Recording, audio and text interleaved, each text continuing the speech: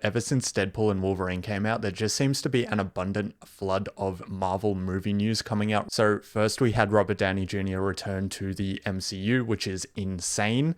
And now we have this viral clip coming out from an interview with Jamie Lee Curtis, who was asked a very simple question and she had quite a funny response to it. I laughed pretty hard at this and I'll just show you the clip. What phase is Marvel in right now?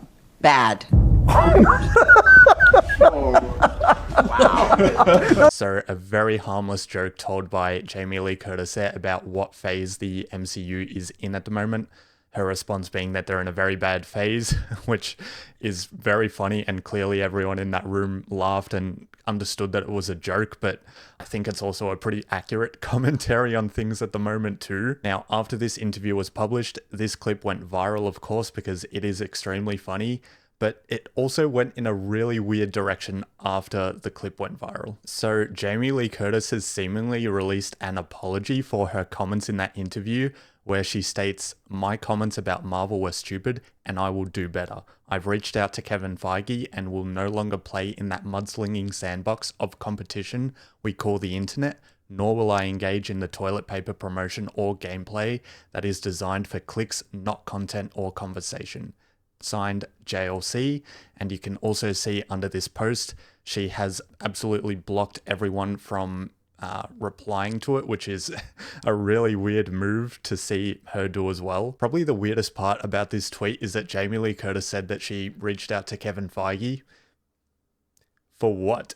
What does that mean? This seems like just a really sensitive overreaction to a extremely harmless joke, but I have a little theory on what that conversation might have been about. So there was an article that came out from Variety after Robert Downey Jr. was announced to be making his return to the MCU. And this is an excerpt from the article that states, according to one knowledgeable source, Downey is by far the highest paid member of the Marvel Cinematic Universe and has pulled down between 500 million and 600 million over the course of 4 Avengers movies, 3 Iron Man outings, and cameos in The Incredible Hulk, Captain America Civil War, and Spider-Man Homecoming. Now, I'm not saying that Jamie Lee Curtis has called Kevin Feige begging for a role in the MCU because she's seen how much money can be made from the experience of Robert Downey Jr., but it is also not super hard to believe that someone would take back disparaging comments they made about a company that they could potentially work for. I think what's extra funny about this situation as well is that Ryan Reynolds retweeted this post and had this to say. Wait, is everyone expected to apologize for slamming Marvel post-Endgame? Because in the latest MCU movie, Deadpool and Wolverine, Deadpool literally makes fun of the MCU for being in a current rough patch, which is almost verbatim what Jamie Lee Curtis said in that interview and what she's seemingly apologizing for here.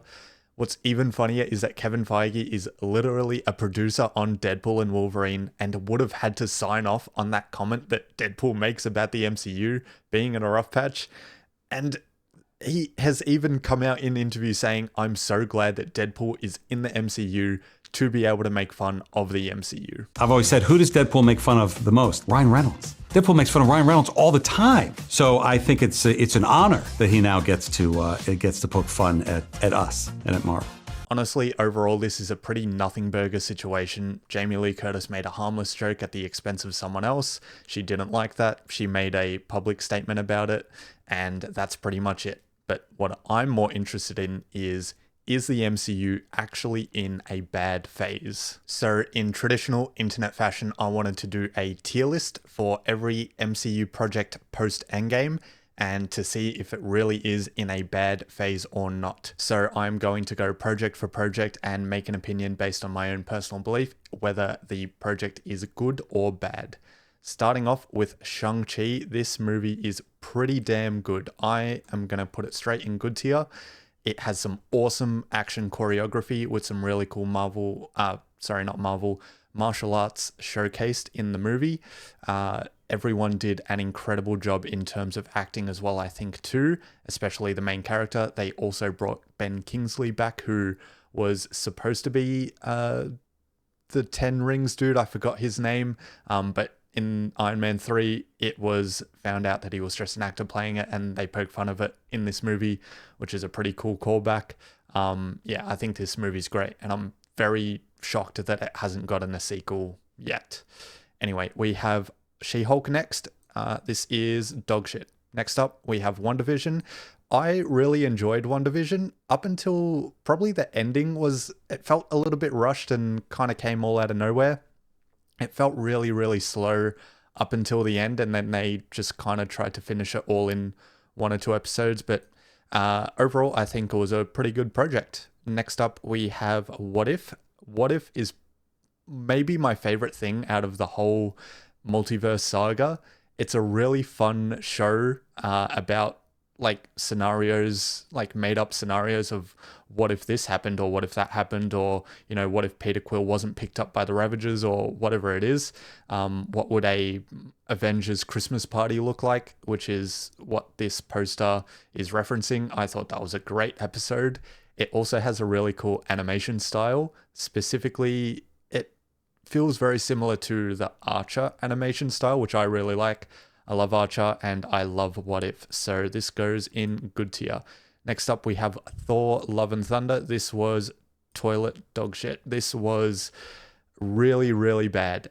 Even Chris Hemsworth has come out and said, yeah, I think we got too caught up in, what is it called when they just try to make shit up on the spot rather than following a script. Whatever that is, they got too caught up in that and doing too much of that instead of trying to write a good story. So yeah, that's unfortunate. Next up, we have Eternals. This was also very terrible, very forgettable. They tried to go in a really weird direction of making everything look super new and clean with Eternals, as opposed to every other Marvel project they've done in the past, which was really jarring to see. All of the characters super forgettable. I cannot remember a single character's name. Yeah, bad movie. Next up, we have Echo. Also bad, also forgettable. I cannot remember what this show is about. Yeah, that's pretty much it. I don't remember much from this show.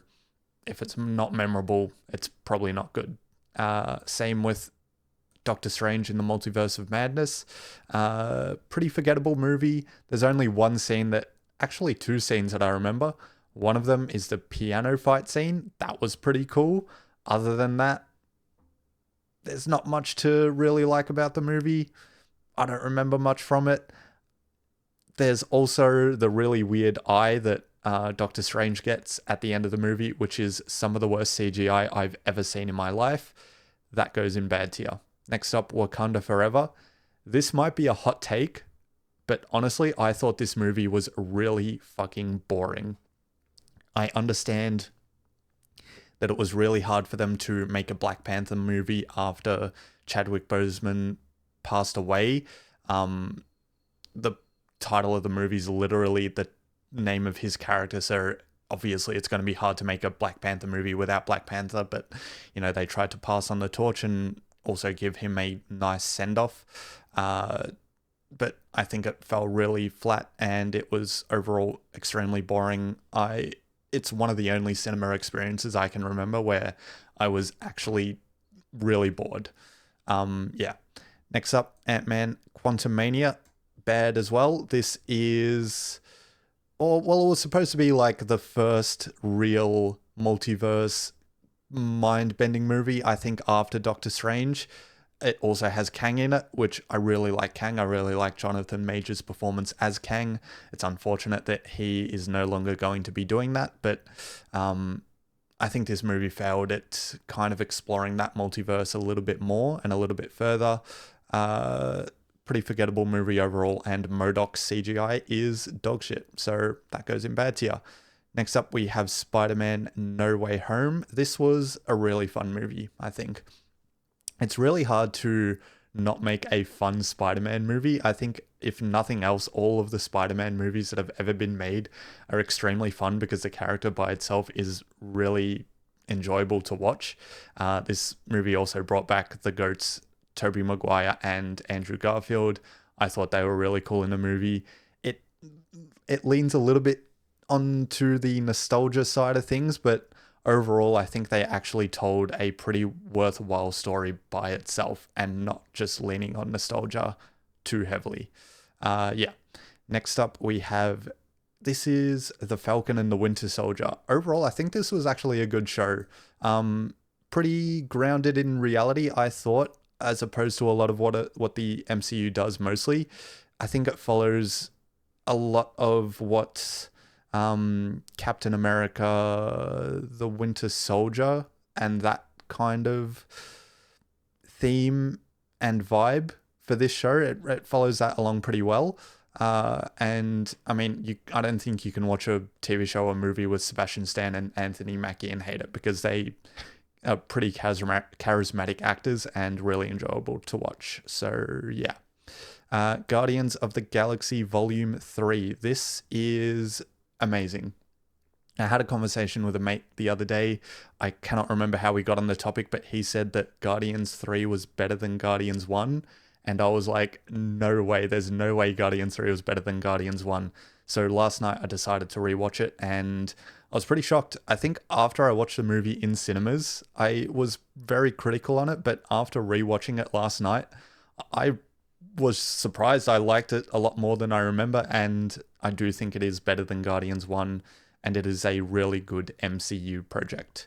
Next up, this is Miss Marvel. So this might be a hot take, but I actually think this is a good show. A lot of people didn't like it, and I can understand why. It's a very unknown character played by an up-and-coming actress that hasn't really done much before this.